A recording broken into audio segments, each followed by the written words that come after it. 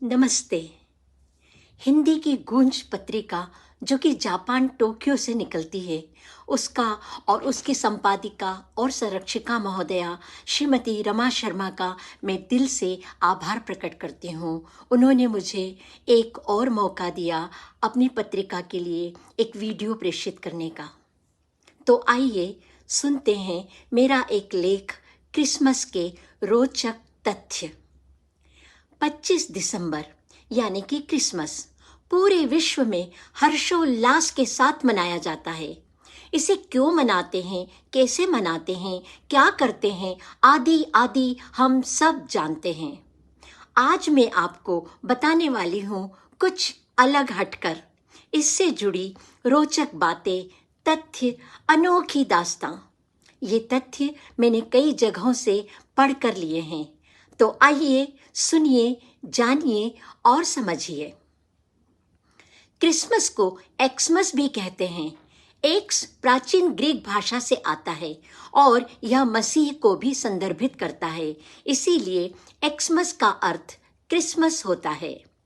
Christmas Isa Masih के जन्मदिन के रूप में मनाया जाता है, परंतु ईसा मसीह के जन्म की कोई वास्तविक तिथि ज्ञात नहीं है।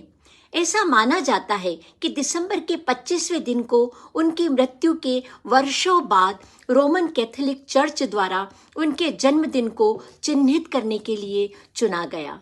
तभी से 25 दिसंबर को क्रिसमस का त्योहार मनाया जाता है। प्राचीन मिस्र में देवदार के पेड़ और पुष्पांजलि जैसे सदाबहार पेड़ों का उपयोग क्रिसमस के मौके पर किया जाता था। आधुनिक क्रिसमस पेड़ों का उपयोग जर्मनी में 16वीं शताब्दी में शुरू हुआ। क्रिसमस ट्री का पेड़ सदाबहार पेड़ है। इसकी पत्तियां न तो झड़ती है न मुरझाती है। यूरोप में हर साल 60 मिलियन क्रिसमस पेड़ लगाए जाते हैं। क्रिसमस के दिन हर कोई जिंगल बेल्स गाता है, परंतु क्या आप जानते हैं कि ये मूलतः एक धन्यवाद गीत है जो कि 1857 में जेम्स पियरपॉन्ट ने लिखा था। सांता क्लॉस का परिचय बच्चों को उपहार देने वाले के रूप में जाना जाता है, परंतु सत्य यह है कि सांता क्लॉस का चरित्र सेंट निकोलस पर आधारित है। सेंट निकोलस एक ईसाई बिशप थे जो गरीबों और जरूरतमंदों की मदद किया करते थे। जैसे ही उनकी कहानी सब जगह फैली, उन्हें डच में सिंटर क्लॉस कहा जाने लगा। यही बाद में सांता क्लॉस बन गया। शुरू में सांता क्लॉस ने हरे, बैंगनी या नीले रंग के कपड़े पहने थे। बाद में कोको कोला ने उन्हें उन रंगों में तैयार करने का फैसला किया जो उनके ब्रांड से मेल खाते हों, और तब से सांता क्लॉस लाल कपड़ों में दिखाई देता है। क्रिसमस यानी केक, और यह केक प्लम केक के नाम से जाना जाता था, परंतु तथ्य यह है कि केक में प्लम होता ही नहीं था। मध्ययुगीन काल में किशमिश को प्लम के रूप में जाना जाता था और उसका ही इस्तेमाल केक बनाने में किया जाता था। क्रिसमस एकमात्र ऐसा त्योहार है जिस दिन पूरे विश्व में छुट्टी रहती है। बच्चों द्वारा सांता क्लॉस को पत्र भी लिखे जाते रहे हैं।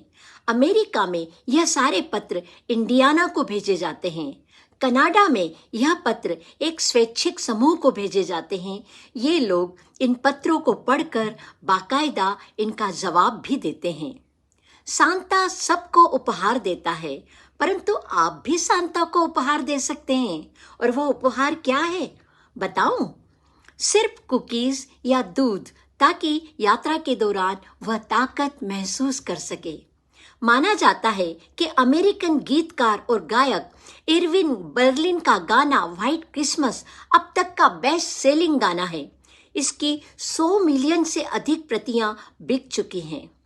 लगभग सारे क्रिसमस गाने जैसे विंटर वंडरलैंड, चेस्टनट रोस्टिंग आदि यहूदी लोगों के द्वारा ही बनाए गए हैं। सुना ना आपने? है ना कितने रोचक और मजेदार तथ्य? हम इनमें से अधिकांश को नहीं जानते थे, पर अब जान गए हैं। क्रिसमस की हार्दिक बधाई और शुभकामनाएं। धन्यवाद।